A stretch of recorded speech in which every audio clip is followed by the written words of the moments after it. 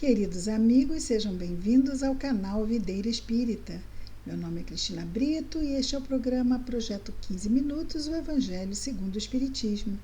Aqui diariamente estudamos a terceira obra básica da doutrina espírita, codificada por Allan Kardec, o Evangelho segundo o Espiritismo. Estamos no capítulo 17, terminamos hoje o capítulo 17, não é? Sede perfeitos.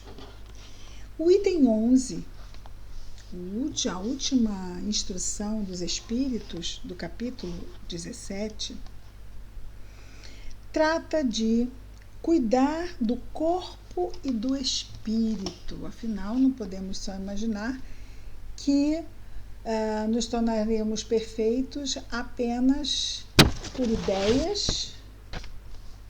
Até mesmo a ideia de cuidar do corpo é uma ideia também, não é? Cuidar do corpo é algo bem material. O corpo é um recurso que Deus nos oferece. Desse recurso também prestaremos conta.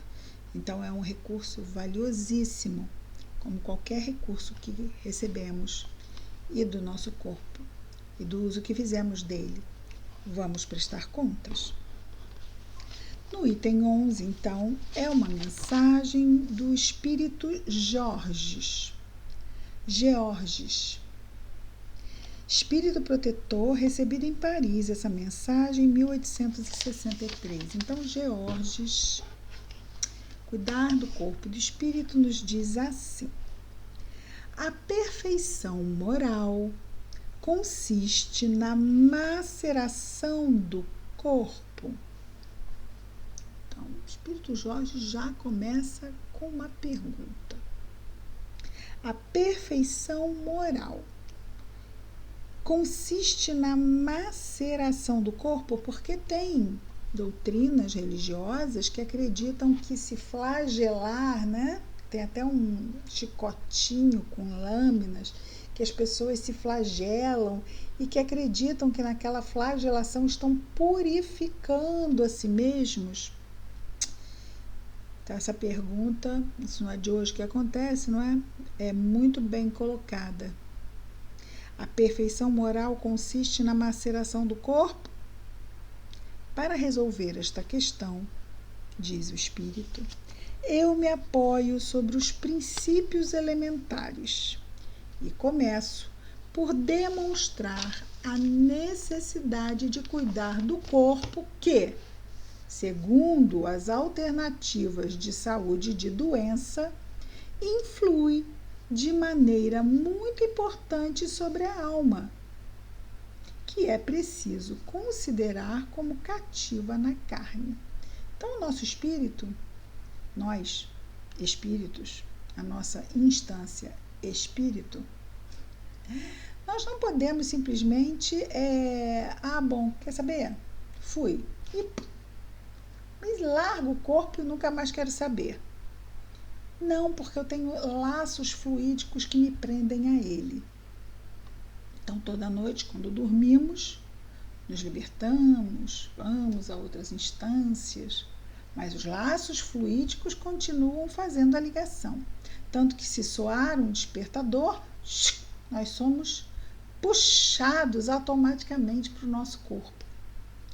Quando o encarnado se suicida, esses laços são arrebentados e existem repercussões muito difíceis para o espírito que comete o suicídio. E uma das questões e uma das razões são exatamente esses laços fluídicos vitais, cheios de fluido vital, que são arrebentados. E isso traz repercussões muito, muito dolorosas para o espírito. Aqui no canal nós temos 2 vídeos pelo aniversário do Dr. Bezerra de Menezes, do seminário que fizemos sobre memória de um suicida. Se alguém quiser conhecer mais sobre o suicídio, fica o convite para assistirem o seminário. Está numa lista separada. Seminário Memória de um Suicida. Então, vejamos, vamos voltar ao início Para resolver esta questão, eu me apoio sobre os princípios elementares e começo por demonstrar a necessidade de cuidar do corpo, que, segundo as alternativas de saúde da doença, influi de maneira muito importante sobre a alma, que é preciso considerar como cativa na carne. Então, nós estamos, sim, presos e só pela desencarnação natural é que teremos natural, e quando dizemos natural, é natural por qualquer motivo, por um acidente, por uma doença de longo ou pouco curso, ou breve curso, né? Então, natural, que estava lá aprazado no planejamento reencarnatório, né? Estamos cativos e só nos libertamos quando da desencarnação. Já a palavra diz, né? Desencarnação. É essa libertação que o espírito tem do seu envoltório carnal ao final da encarnação. Para que essa prisioneira viva, que é a alma, se divirta e conceba mesmo as ilusões da liberdade, o corpo deve estar são. Porque se estiver doente, fica na cama. Aí não se sente nem livre, né? Porque está preso no corpo e está preso na cama. Está preso 2 vezes. O corpo deve estar são, disposto, vigoroso. Sigamos a comparação. Ele vai fazer a comparação. Ei-los, pois, em perfeito estado, ambos, que devem fazer para manter o equilíbrio entre essas duas, entre as suas aptidões e as suas necessidades tão diferentes. Porque nós temos a necessidade do corpo físico e temos a necessidade da alma. Então, ele está perguntando o que fazer para manter o equilíbrio entre essas duas aptidões e suas necessidades tão diferentes. A alma tem necessidades diferentes do corpo, sem dúvida. Como manter o equilíbrio? Aqui 2 sistemas se defrontam. O dos ascetas, que querem abater o corpo, fustigar o corpo para... pensando no quê? Para quê, né? Mas para tornar a alma mais pura. E dos materialistas, que querem rebaixar a alma. Então, um quer desprezar o corpo e o outro despreza a alma. Com certeza, nenhum dos dois é um bom caminho, uma boa solução. Aqui 2 sistemas se defrontam, dos ascetas, que querem abater o corpo, e dos materialistas, que querem rebaixar a alma. 2 violências, que são quase tão insensatas uma quanto a outra. Ao lado desses grandes partidos, formiga a numerosa tribo dos indiferentes. Interessante isso. Ao lado de uns que maltratam o corpo e de outros que maltratam o espírito. Então, uns só valorizam o espírito e desprezam o corpo. Os outros só valorizam o corpo e desprezam o espírito. Entre esses 2 partidos, existe o que ele chama de formiga a numerosa tribo dos indiferentes. Então, temos 2 partidos e no meio uma numerosa tribo que formiga, imaginemos aquelas formiguinhas, que sem convicção e sem paixão amam tibiamente e gozam com economia. Ou seja, nem tiram bom partido de um nem de outro. Onde, pois, a sabedoria? Onde, pois, a ciência de viver? Em nenhuma parte. E esse grande problema permaneceria inteiramente por resolver se o espiritismo não viesse em ajuda aos pesquisadores, em lhes demonstrando as relações que existem entre o corpo e a alma, e em dizendo que, uma vez que são necessários um ao outro, o corpo é necessário à alma e a alma ao corpo, sem dúvida, precisam estar de mãos dadas durante toda a encarnação, e em dizendo, o espiritismo, que uma vez que são necessários um ao outro, é necessário cuidar de ambos. É necessário cuidar do corpo, é necessário cuidar da alma. Então, faz tanto sentido. Amai, pois, vossa alma, mas cuidai também do corpo, instrumento da alma. Desconhecer as necessidades que são indicadas pela própria natureza é desconhecer a lei de Deus. Então, também as leis de Deus vão atuar sobre o corpo físico, que também é uma criação. Todas as leis da física são leis de Deus, não apenas as leis morais. Então, nós temos as leis de Deus cuidando tanto da matéria bruta quanto das questões morais, espirituais. Desconhecer as necessidades que são indicadas pela própria natureza é desconhecer a lei de Deus. Não o castigues, o corpo, não o castigues, pelas faltas que o vosso livre-arbítrio fê-lo cometer. Sim, nós usamos o corpo como instrumento tanto para cometer atos para o bem quanto atos ruins, não é?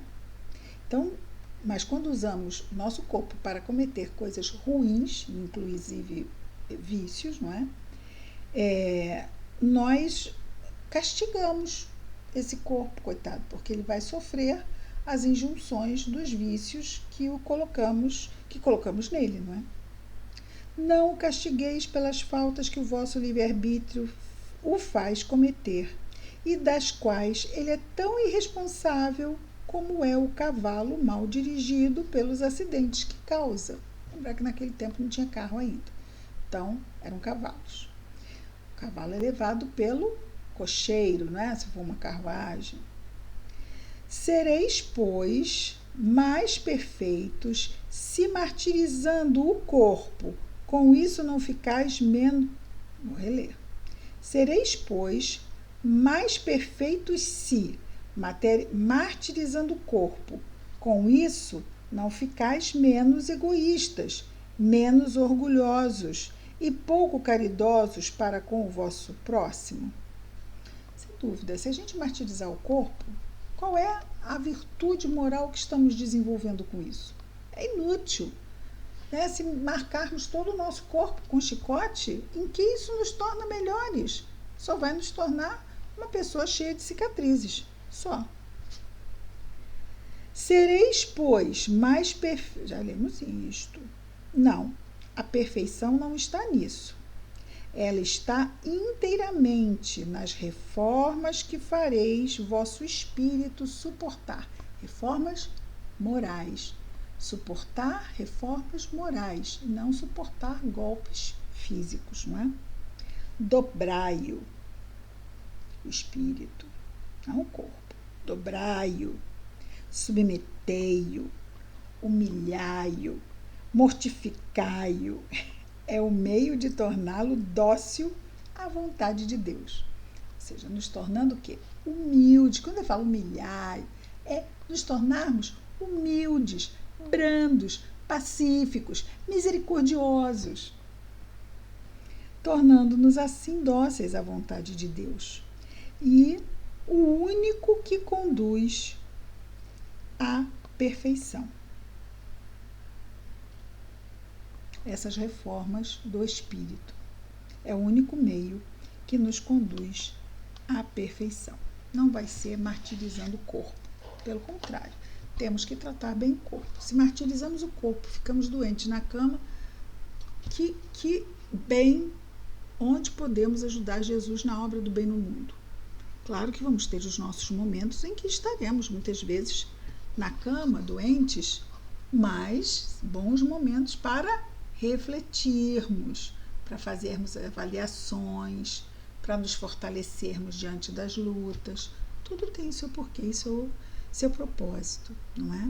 Mas vamos buscar evitar de nos colocar em situações difíceis desnecessariamente. Então, cuidemos lá do corpo e do espírito. E assim sendo, com o final da mensagem do Espírito Protetor Jorge, estamos terminando o capítulo 17 e amanhã, então, estaremos lá começando um novo capítulo. Até amanhã, que Jesus nos abençoe a todos, com mais um programa que estaremos, Projeto 15 Minutos, o Evangelho segundo o Espiritismo. Muita paz a todos.